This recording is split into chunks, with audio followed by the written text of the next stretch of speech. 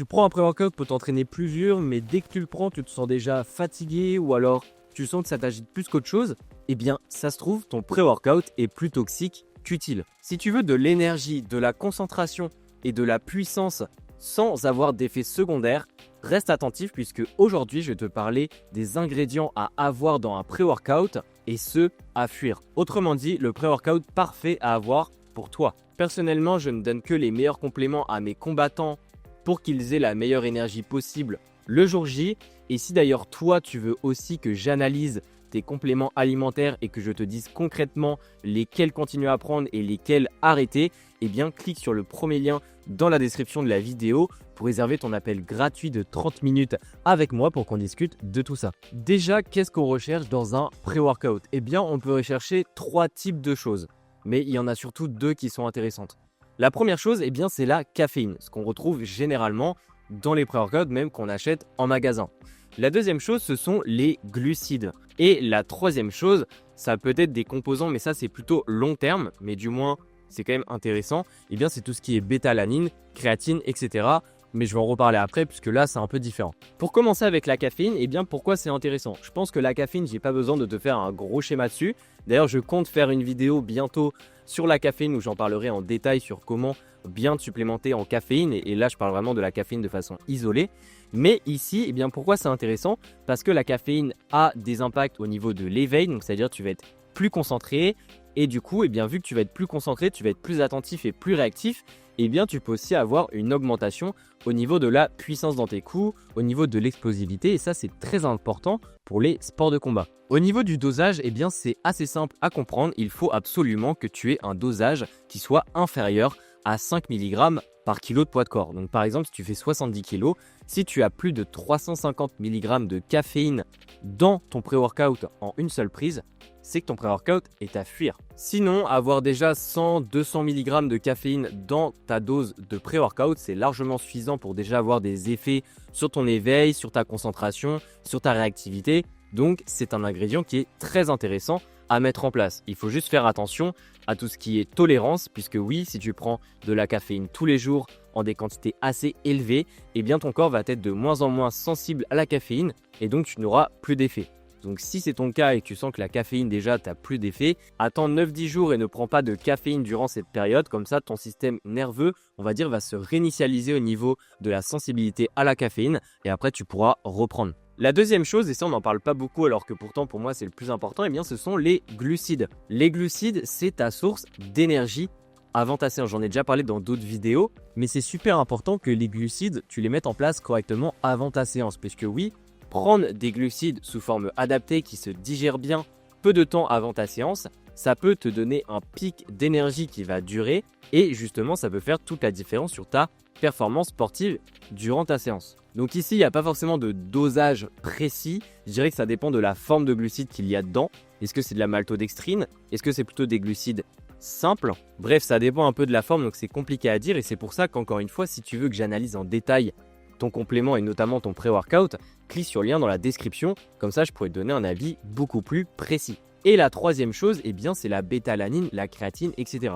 En fait, eux, c'est un peu différent puisque ce sont des composés qu'il faut prendre tous les jours durant plusieurs semaines. Donc, la bêta-alanine et la créatine, c'est environ 4 semaines pour remplir les stocks. Et en fait, en prenant ça tous les jours, après, tu remplis tes stocks, entre guillemets, dans ton corps, ce qui va faire que ça va aider tes performances par la suite, tout en continuant à les prendre tous les jours. Donc, est-ce que c'est vraiment des composés intéressants pour le pré-workout? J'ai envie de dire non, c'est-à-dire que la créatine, tu peux en prendre après ta séance, le matin, le soir, peu importe, il faut juste que tu en prennes tous les jours.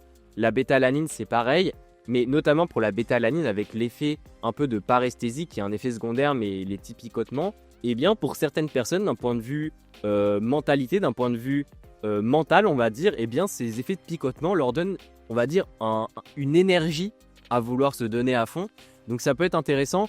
Après, est-ce que c'est réellement des ingrédients intéressants pour un pré-workout en tant que tel? J'ai envie de dire non, mais du moins en prendre tous les jours et si tu en prends tout le temps avant ta séance, ça va évidemment avoir un effet sur tes performances au bout de plusieurs semaines. Donc c'est pour ça que je les ai un peu intégrer secondairement dans cette vidéo. Maintenant qu'on a parlé de ce qu'on doit privilégier dans un pré-workout, je vais te dire ce qu'on doit absolument fuir. Et la première chose, c'est quand il y a une énorme liste d'ingrédients, donc un gros paragraphe. Là, je t'invite à faire deux choses. Première chose, c'est de lire les ingrédients.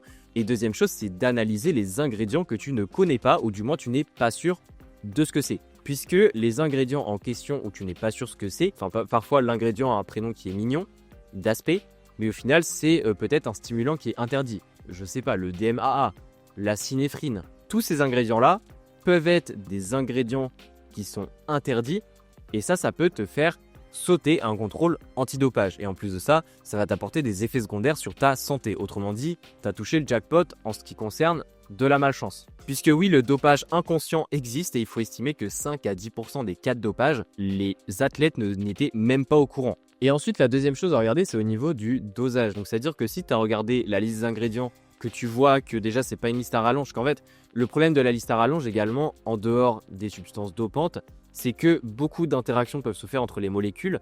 Et en fait, parfois, deux molécules, de façon isolée, peuvent avoir de bons effets sur ta santé ou sur ta performance.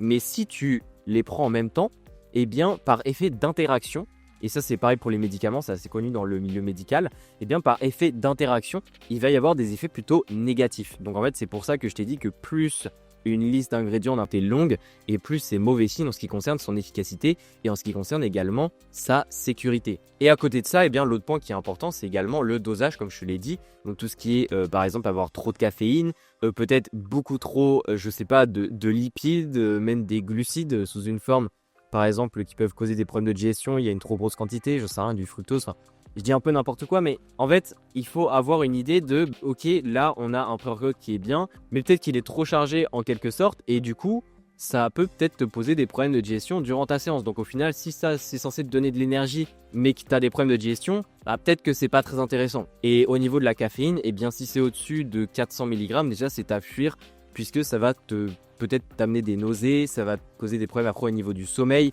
Et si tu as un mauvais sommeil, tu récupères mal, donc au final, tu perds de la performance à long terme. Bref, le dosage est super important. Donc si j'ai à récapituler ce qu'il faut fuir, c'est bien déjà quand la liste d'ingrédients est trop longue, c'est pas très bon signe. Quand même regarder ce qu'il y a dans cette liste et s'il y a des substances dopantes. Si c'est le cas, évidemment, on ne se pose pas de questions, c'est à fuir. Et troisième chose, c'est au niveau du dosage. Pareil, s'il y a un dosage qui paraît pas cohérent, qui est extrêmement élevé, etc., à fuir. Si j'avais juste à te donner un pré-workout qui est safe et qui te coûte pas grand chose, eh bien c'est déjà de ne pas acheter un pré-workout en ligne. Puisque oui, environ 30 à 40% de tous les compléments qui ont été testés comme ayant des substances dopantes étaient des pré-workouts. Donc autrement dit, c'est généralement là où il faut être le plus vigilant, eh bien ce sont les pré-workouts. Et du coup, eh bien un pré-workout qui est très peu cher, donc beaucoup moins cher qu'un pré-workout que tu achètes en ligne et qui est totalement safe, eh bien c'est par exemple de prendre du café et à côté de ça de prendre une source de glucides. Donc j'en sais rien moi, selon ce que tu aimes bien, tu peux manger du pain blanc avec du miel. Alors certains vont faire les gros yeux parce que ça paraît pas bon pour la santé, mais en fait ça se digère très bien, t'apporte beaucoup de glucides et certaines personnes, eh bien tout simplement ça leur donne l'énergie qu'il faut et qui suffit pour qu'ils fassent une bonne séance. Et en plus de ça, la caféine à côté du café, donc un café c'est environ 100 mg de caféine, ça dépend du type de café. Mais si c'est 100 mg, eh bien ça t'apporte déjà des effets intéressants sur la réactivité, l'attention, etc. Maintenant que je t'ai parlé de ce qu'il faut plutôt avoir dans ton pré-workout et de ce qu'il faut ne pas avoir dans ton pré-workout, eh bien déjà tu vas voir que tu vas pouvoir faire un gros tri dans les pré-workouts que tu vas croiser, que ce soit en ligne, en boutique, etc. Sauf que maintenant je vais te parler quand même de quelques erreurs à ne pas faire, comme ça au moins ça va encore plus t'aider à bien choisir ton pré-workout, ou du moins à bien faire ton pré-workout si tu décides d'aller pour un pré-workout qui est maison. Et c'est d'ailleurs ce que je recommande personnellement. La première chose, eh bien, c'est de choisir selon le goût ou le marketing. C'est pas parce qu'un pré-workout a un bon goût alors que la marque est trop bien, elle dit des choses qui sont sympas, qui donnent envie, etc., que c'est une bonne idée. Et même parfois, ça peut être l'inverse en ce qui concerne de la marque qui donne des promesses totalement irréalistes. Donc évidemment, si tu as un goût qui est bon, mais que tu n'as pas encore fait l'analyse du pré-workout, eh bien fais déjà l'analyse et après tu verras si l'analyse est ok, eh bien est-ce que le goût te correspond? Si oui, ok, tu peux prendre ce pré-workout. Pareil pour la marque, si la marque te dit des promesses qui paraissent irréalistes, analyse le pré-workout et il y a de fortes chances que ça colle pas. La deuxième erreur, c'est de prendre un pré-workout mais de ne pas vérifier les certifications. Alors, je ne vais pas revenir sur les certifications. J'en ai parlé énormément dans cette vidéo qui s'affiche par ici, où je te donne dans cette vidéo comment bien choisir un complément. Et je t'invite vraiment à aller la regarder. C'est une vidéo qui est absolument essentielle en tant que toi, combattant ou combattante, qui va forcément à un moment donné prendre des compléments dans ta saison, en hors-saison, etc. Globalement, pour rappel, les certifications, c'est en fait un petit logo qu'il y a sur le pré-workout. Généralement, tu vois un peu le logo vegan avec la petite plante. Généralement, c'est un peu sous le même style. C'est un petit rond avec marqué la certification dessus. Et bien en fait, ça te promet qu'il y a eu des tests de laboratoire tiers de fait, donc c'est-à-dire des laboratoires qui ne sont pas liés et en partenariat avec la marque, et qui ont analysé le pré-workout pour savoir et pour être sûr qu'il n'y avait pas de substances dopantes et de choses qui n'étaient pas safe. Donc ça, c'est la deuxième erreur, en fait, c'est de ne pas faire attention aux certifications. La troisième erreur, c'est de ne pas tester le pré-workout avant une compétition ou un entraînement qui est très important. Puisque oui, si tu veux tester un pré-workout, tu te dis, ok, ça va forcément te donner de l'énergie, alors que spoiler, la réponse est non, puisque chacun réagit différemment selon les pré-workouts. Eh bien, si tu veux seulement tester ça le jour J, pire des cas, durant une compétition, parfois tu peux avoir des mauvaises surprises. Donc, si tu as un pré-workout qui est bien niveau composition, teste-le à l'entraînement, mais un entraînement, on va dire, qui craint pas. Comme ça, au moins, tu testes plusieurs fois. Et si ça te correspond bien, c'est bien. Si tu le tolères pas, au moins, tu peux le changer et tu as le temps d'ajuster avant ta prochaine compétition. Et la quatrième erreur, c'est d'enchaîner les doses de pré-workout et même des fois de prendre plus de doses que ce qui est recommandé, puisque ça te permet de compenser ta fatigue. Malheureusement, un pré-workout ne pourra pas compenser ta fatigue. Si tu es en dette de sommeil chronique, c'est pas en prenant un pré-workout que tu vas avoir les mêmes performances que si tu dormais bien. C'est seulement mettre un pansement sur une plaie que tu ne guéris absolument pas. Donc, arrête de prendre plus de dosage que ce qu'il ne faut. Prends bien conscience que tu es fatigué et mets en place les bonnes actions pour travailler directement sur ta fatigue.